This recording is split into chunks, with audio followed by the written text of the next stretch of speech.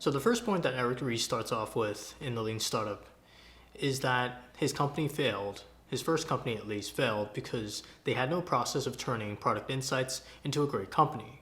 And that was probably because he had the build it and they will come mentality, which he talks about in the first few pages of the book. He talks about how there was really no process around the product development process with his first startup, which is why it failed. He then makes the point about how entrepreneurship is actually a kind of management, especially when it comes to product development, where there has to be process when it comes to deciding on what to build.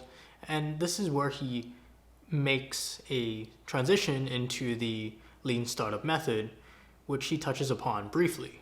The Lean Startup method is his answer to the reason for why startups fail.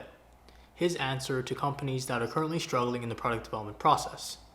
Now, his philosophy is that it's all about running experiments. It's all about testing things with customers and not just answering to their whims, not just asking them what they want, which is actually something that is advised against, especially amongst people at Y Combinator. It's not really something you should do. You should never really ask your customers what they want.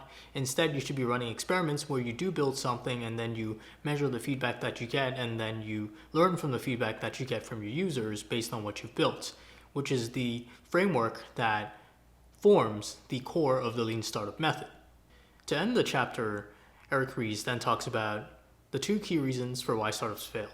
The first reason is too much planning, which is not really conducive to success because there's so much uncertainty in the product development process and in the startup development process in general. The second reason is because there's no process around the product development process. There's just a just do it mentality. Everything is built, but then features are wasted because you're not really sure why they were built in the first place. You're not really sure what the assumptions were underlying these features.